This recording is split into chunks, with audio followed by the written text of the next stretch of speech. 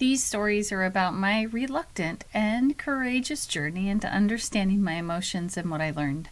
I'm super grateful for the questions you ask because they are guiding this fantastic adventure. This week's topic comes from Sam, who wanted to know how to find their creativity when bored, which means this week's topic is, why is being bored a good thing for creativity? In the previous video, I talked about how I got through a time when it was hard to get through boredom. In this video, I'll talk about a time I realized boredom was a good thing. In the next video, I'm focusing on how it was easier to be bored because I knew creativity would show up. In the next video, we'll meditate, and in the last video, it will be the Friday or the Friday ditty, where I bring it all together, I get a little more poetic, a little bit nerdy, and I make sense of the journey. All the videos will appear in the playlist, Why is Being Bored a Good Thing for Creativity? So, if you have a question like Sam did, comment below or DM me on Instagram. I'm Angela, and this is me making sense of myself.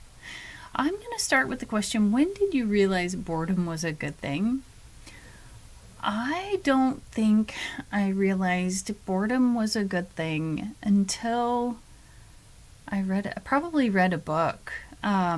I think I used to fight with boredom. I'm bored, something's wrong. I'm bored, I need to be doing something. Because with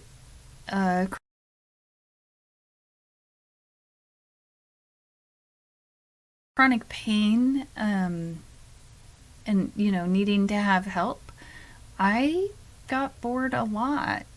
Because I was limited. Like, I can't just go fix the boredom. So it was something I really had to learn how to accept and in some ways get used to, that there were going to be some times that I was bored.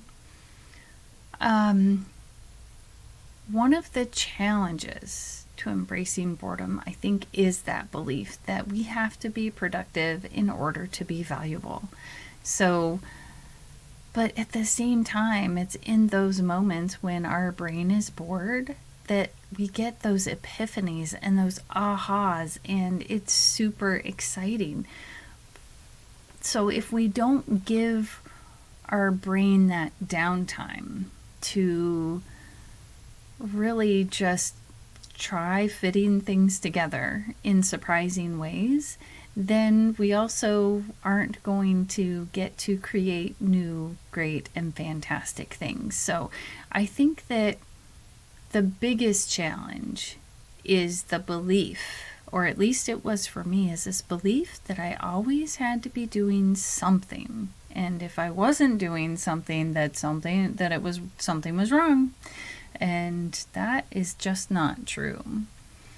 So what would be some of the things I noticed in my life that told me I was embracing boredom? What would I look for today that says I'm embracing boredom? Oh, that I'm willing to take a break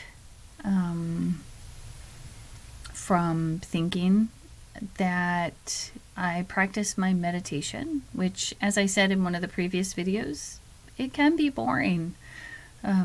But there's, for me, this curiosity that sneaks up in meditation. Of course, there are the times when it is just really hard to go to meditation, to even get close to wanting to be bored.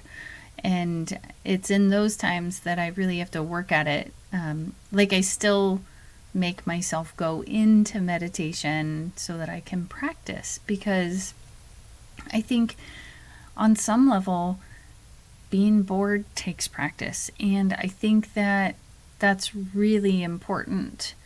It's something important to practice because, before there was TV and social media and emails and texts and phone calls and all of this, it was quiet.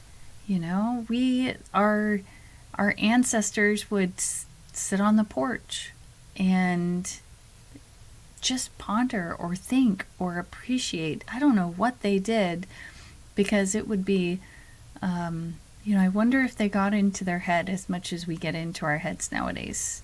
If when they sat on the porch, they thought of good things.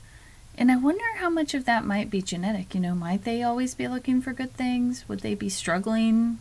I mean, our brains naturally go to the negative anyway. So that makes me curious of wondering, what do other people do when they're bored? How do you embrace boredom? What do you notice to know that you're embracing boredom? And, or do we just habituate to it where it becomes normal? So maybe at this point I've had my disability for 13 years. So have I just habituated to less excitement? So boredom's okay with me? I don't know. These are great questions. I do know that everyone chuckles because my mind works so much. I like to try new ideas and thoughts and put things together and see what happens as far as ideas, and then tell people about them. And sometimes I will get the, oh my gosh, that's so dumb or stupid. And other times it'll be like, oh, I never really thought about it that way. That's an interesting perspective. So I don't know. I think that's really important. The skill that helps me embrace boredom, I would say the best skill is definitely meditation. And the other one is curiosity, that wondering, what surprising connection is my brain going to make next? And will it be useful?